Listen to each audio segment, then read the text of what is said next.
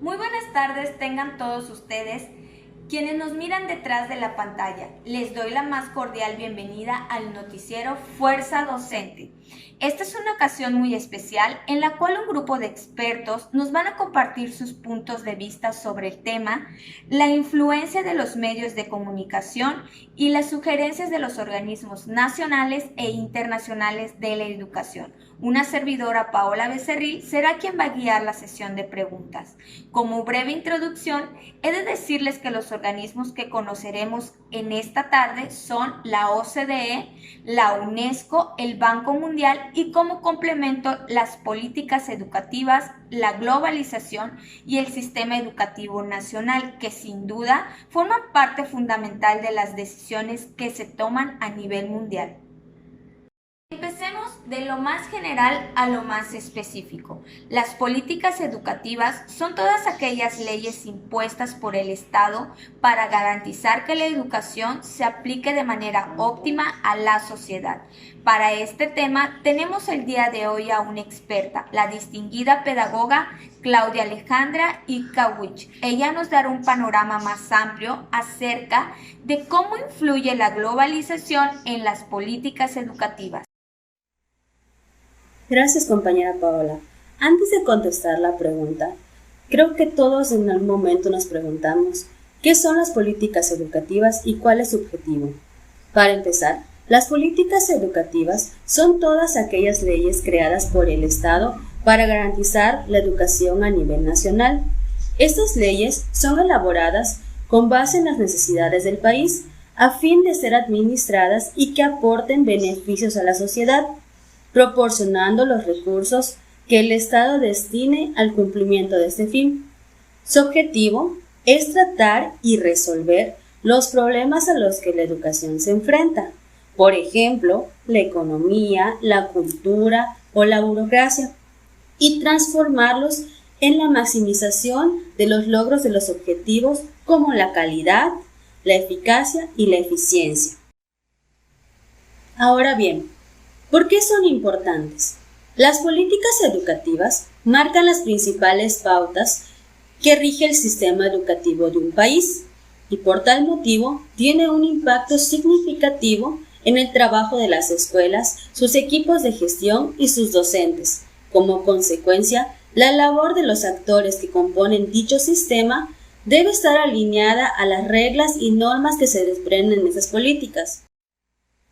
Una vez entrando en contexto de lo que son las políticas educativas, podemos responder la pregunta principal: ¿cómo la globalización influye en las políticas educativas? Se sabe que la globalización afecta en todos los ámbitos de las personas y naciones. En este sentido, redefine el terreno de las políticas educativas, puesto que ya no es posible interpretar y analizar estas solamente desde un contexto nacional, ya que los procesos globales repercuten a la hora de formular y desarrollar estas políticas a nivel de cada Estado-nación. Es en este punto en el que las instituciones internacionales, agentes y agencias públicas y privadas, como lo son la OCDE y el Banco Mundial, se involucran en la gestión de la educación a través de nuevas formas de gobernanza, generando de esta manera nuevos modos de responsabilidad educativa, en el que los Estados-nación se vuelven cada vez más vulnerables en su autonomía y autoridad frente a los imperativos de la economía global. En este enfoque, la globalización ejerce una fuerte influencia en distintas dimensiones de las políticas educativas. Por un lado, en el gobierno de la educación, mediante las pruebas PISA, que sirven para evaluar la efectividad de los sistemas educativos y para definir nuevas formas de responsabilidad educativa en las instituciones escolares. Y por otro lado, a través del currículum, donde se genera la concepción y finalidad de la educación, así como el planteamiento de prácticas emergentes para la movilidad académica. De esta manera, las políticas educativas se reformulan con fines economistas, donde los intereses sobre la eficiencia del mercado y el desarrollo económico parecen ocupar un lugar prioritario frente a valores como la equidad y la justicia social. Sería todo de mi parte, compañera Paola. Muchas gracias. Agradecemos la participación de la pedagoga, externándole nuestras felicitaciones por el excelente dominio de tema.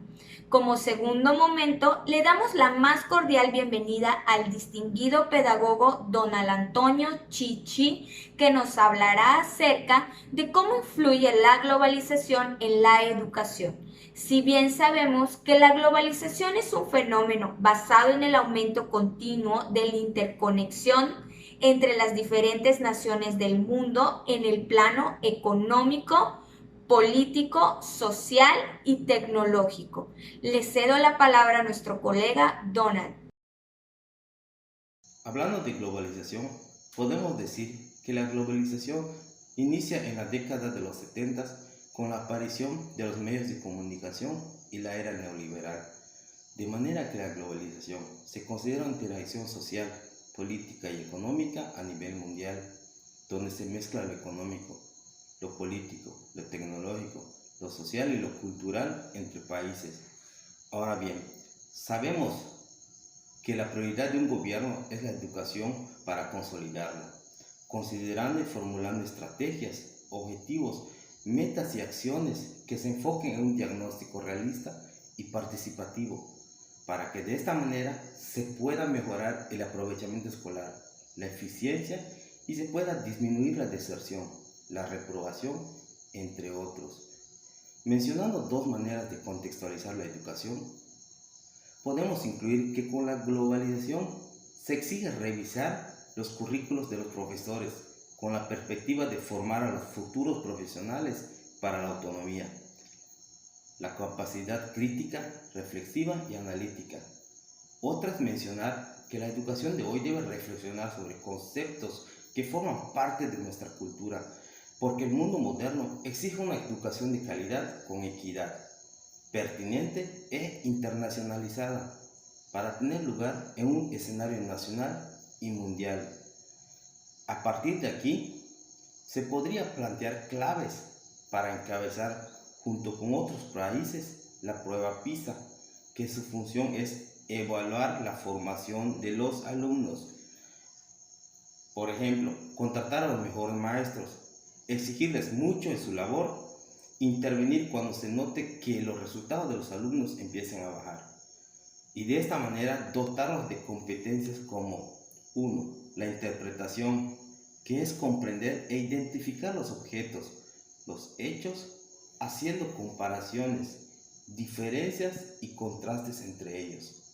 La argumentación, donde la aplicación comprueba una afirmación, teniendo como base las teorías, los modelos, los enfoques, etc. Lo propositivo, lo cual el estudiante debe tener la capacidad de generar propuestas y acciones para solucionar problemas en un mundo cambiante y resolver problemas de su entorno. Aplicando estas estrategias en la educación, las escuelas y las universidades exigen una reforma o reestructuración permanente de sus métodos de trabajo. Gracias por la explicación al pedagogo. Su aporte es de gran ayuda el día de hoy para nuestra audiencia. En este tercer momento se presentará información relevante sobre lo que es el organismo UNESCO, que significa Organización de las Naciones Unidas para la Educación, la Ciencia y la Cultura. Este trata de establecer la paz mediante la cooperación internacional en materia de educación, ciencia y cultura. Tengo el grato gusto de presentarles al especialista Olga Yaritza Herrera Brito, que nos explicará cuáles son los antecedentes de la UNESCO y qué recomendaciones se darían para mejorar. Adelante, demos inicio con su participación. ¿Qué tal, compañera Paola? Gracias por la invitación. Saludos a todos mis compañeros. Es un gusto para mí estar aquí y poder platicarles acerca de este organismo UNESCO. Como bien mencionaste, es una organización de las Naciones Unidas para la Educación, Ciencia y Cultura. Pues bien, comencemos respondiendo a tu pregunta. Los antecedentes de la UNESCO, según los autores Mason y Torres en 2009, afirman que la UNESCO nació de las cenizas de la Segunda Guerra Mundial en noviembre del año 1945 y se celebró en Londres, justo al concluir dicha guerra, por lo cual su primera intención fue dedicarse exclusivamente a la educación. Por otro lado, el evento de esta organización reunió a representantes de 37 estados, entre ellos a México, con el impulso de Francia y Reino Unido, ya que los delegados decidieron crear una organización derivada a instituir una verdadera cultura de paz con la finalidad de fortalecer la solidaridad intelectual. Del mismo modo, su objetivo pedagógico de la UNESCO es apoyar la consecución de la educación para todos y aportar un liderazgo regional e internacional en la materia de educación. Acerca del diagnóstico de la UNESCO es que lanzó un informe con los resultados de una evaluación diagnóstica de los aprendizajes de los estudiantes, entre otros datos, por lo que el diagnóstico arrojó que los estudiantes provenientes de poblaciones indígenas presentan diversas desventajas frente al resto del resultado. A continuación, les daré algunas recomendaciones que debe de seguir la UNESCO para su mejoramiento. La primera recomendación es analizar el tipo de tecnología con la que se cuenta y elegir la más pertinente. La segunda es garantizar el carácter inclusivo de los programas de aprendizaje online y por último, y la más importante, nos dice que se debe de proporcionar a docentes y a alumnado asistencia en cuanto al uso de las TIC, ya que esto les ayuda a los docentes y al alumnado a utilizar la tecnología o plataforma elegida para realizar las sesiones online y así poder garantizar las condiciones necesarias para que se realice la continuidad del aprendizaje. Para concluir, este organismo es muy importante, ya que refuerza los vínculos entre las naciones, promoviendo el patrimonio cultural y la igualdad de todas las culturas. De este modo, doy por terminada mi participación acerca de este organismo. Regreso contigo, compañera Paula, y muchas gracias. Sé que tanto la audiencia como yo estamos totalmente anonadados con la explicación sobre este tema. Gracias a la pedagoga Olga Herrera por acompañarnos esta tarde. Hoy estoy sumamente agradecida con mis superiores por darme la oportunidad de debutar como panelista de esta sesión. El tema que voy a presentarles es sobre la OCDE y les platicaré a grandes rasgos cuáles son sus antecedentes, su objetivo principal y cómo contribuye la prueba PISA a los objetivos de la OCDE. Primeramente, ¿qué es lo que debemos saber sobre la OCDE? Esta fue creada en 1960 y tiene su sede en París. Es la sucesora de la Organización Europea para la Cooperación Económica, OSCE. Su secretario general desde el 1 de junio del 2006 es el mexicano José Ángel Gurría.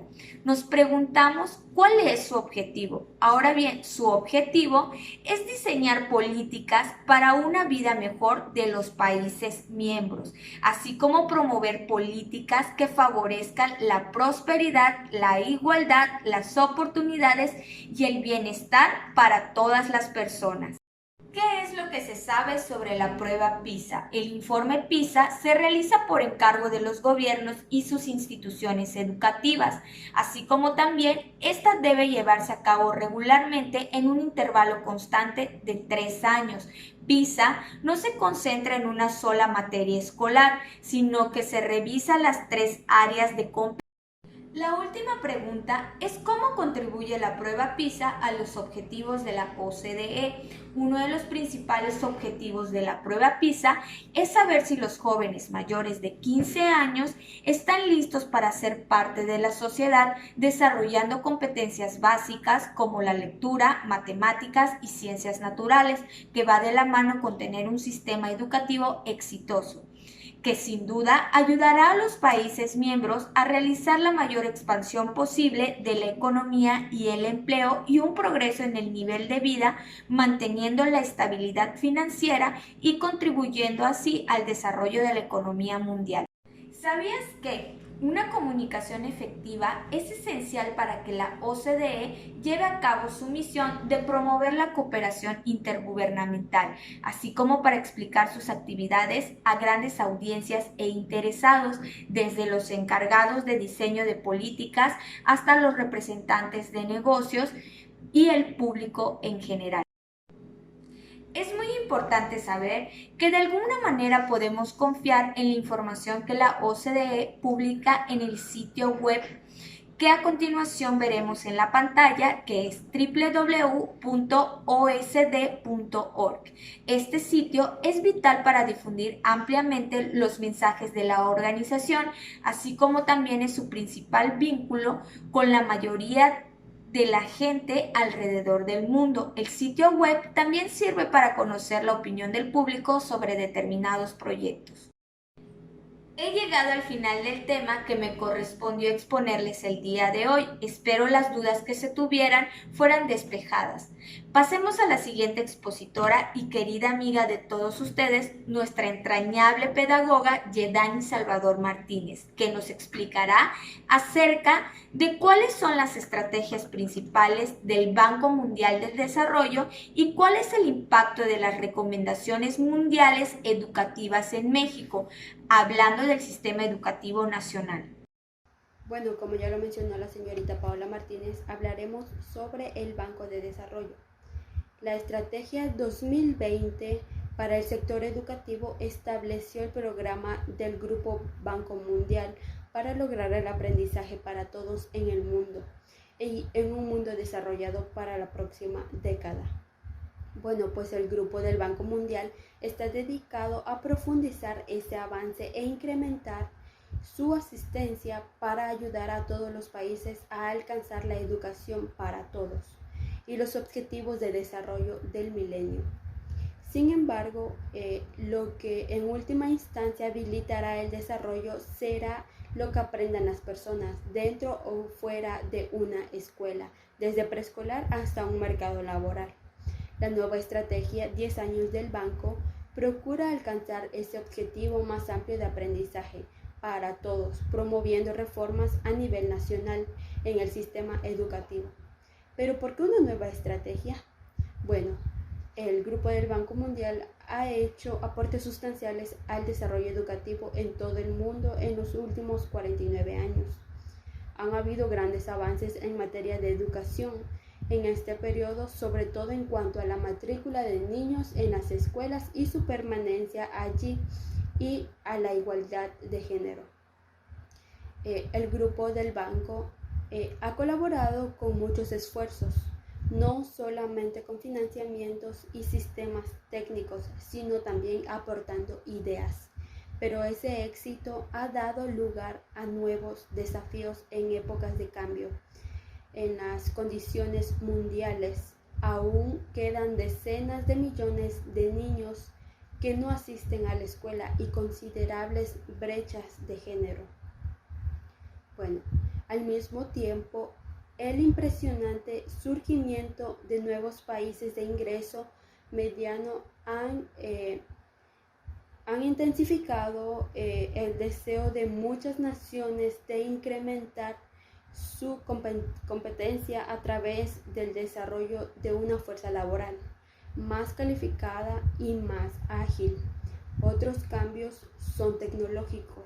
Los increíbles avances en la tecnología de la información y las comunicaciones y otras tecnologías están cambiando los perfiles laborales y habilidades que demandan estos mercados laborales. Estos desarrollos exigen una nueva estrategia educativa del Grupo del Banco Mundial para la próxima década. Pero tenemos como objetivo que el aprendizaje es para todos, más allá de la escolarización. La nueva estrategia se centra en el aprendizaje por un motivo muy simple: el crecimiento, el desarrollo y la reducción de la pobreza. Bueno, pues esto depende de los conocimientos y las capacidades que adquieran las personas, no de la cantidad de años que pasan en una escuela. A nivel individual, si bien un diploma puede abrir las puertas del empleo, las habilidades de cada trabajador determinan su productividad y su capacidad de adaptarse a nuevas tecnologías y oportunidades. Por ello es necesario estimular el aprendizaje desde temprano y en una forma continua, dentro y fuera del sistema de educación formal.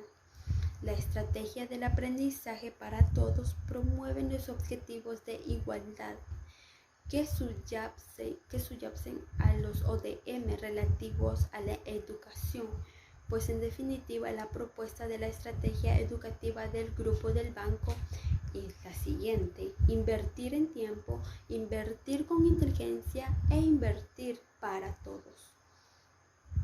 Bueno, pues por consiguiente estaremos hablando sobre los impactos de las recomendaciones mundiales educativas en México, hablando del sistema educativo nacional.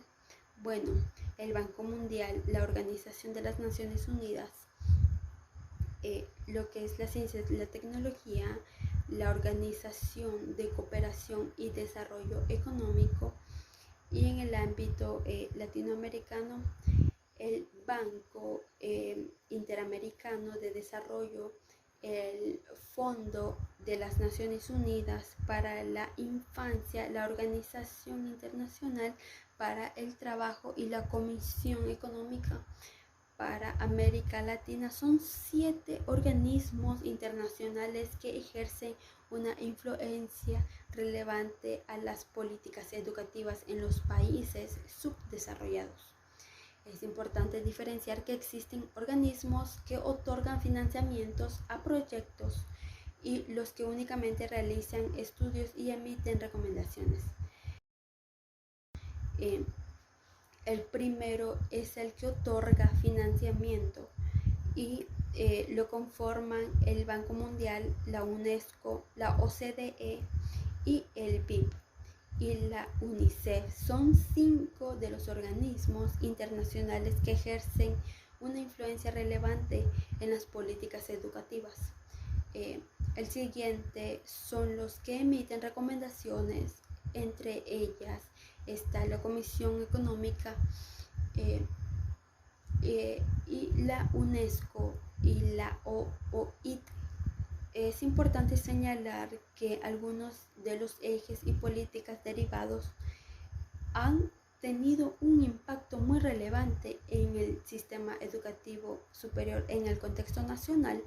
Entre ellos destacan calidad educativa, financiamiento de la educación, equidad educativa, pertenencia y educación, prioridades cuantitativas de la educación, diferencialización, diferencias y flexibilidad de los conjuntos educativos, perfeccionamiento del personal, estructura y conducción del sistema, pero el principal impacto de los criterios operacionales y de recomendaciones de los organismos internacionales sobre la educación en México es la reciente reforma educativa que obedece al Plan Nacional de Desarrollo, en donde uno de los ejes principales del plan es México con educación de calidad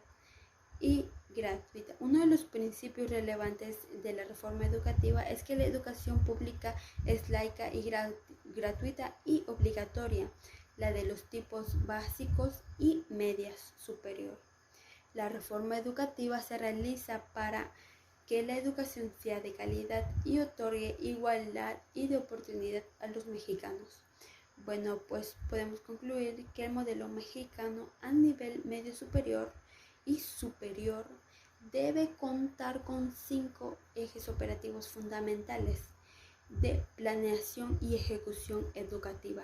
Como número 1 tenemos la filosofía de trabajo en casa, aula, entorno social y entorno laboral, basada en la educación, calidad y cero desperdicio. Número 2, los planes y programas deben ser delineados por el gobierno, la sociedad y los industriales, cuyo objetivo será satisfacer las demandas intelectuales. Número 3, manejo del idioma inglés obligatorio desde medio superior hasta superior, mínimo 7 años de estudios continuos del idioma extranjero. Número 4, campañas permanentes contra el analfabetismo tecnológico, creación de programas y asignaturas de estudio. Número 5, creación de asignaturas escuela, empresa con obligatoriedad de cumplirse e impartirse, aprender y aprovecharse una vez al año desde la educación media superior hasta la superior. Bueno, estas propuestas involucran 3 ejes que lo conforman el gobierno y de ellos se deriva lo que son las autoridades y maestros. Por otro lado tenemos a la sociedad que lo conforman los padres de familia y los últimos que son los industriales que son empresarios. Llegamos al final de esta bella tarde, querida audiencia. Agradecemos infinitamente la participación de cada uno de los pedagogos presentados el día de hoy. Su aportación ha sido de gran ayuda para engrandecer nuestros conocimientos de las organizaciones nacionales e internacionales ya mencionadas. Nos vemos en la próxima.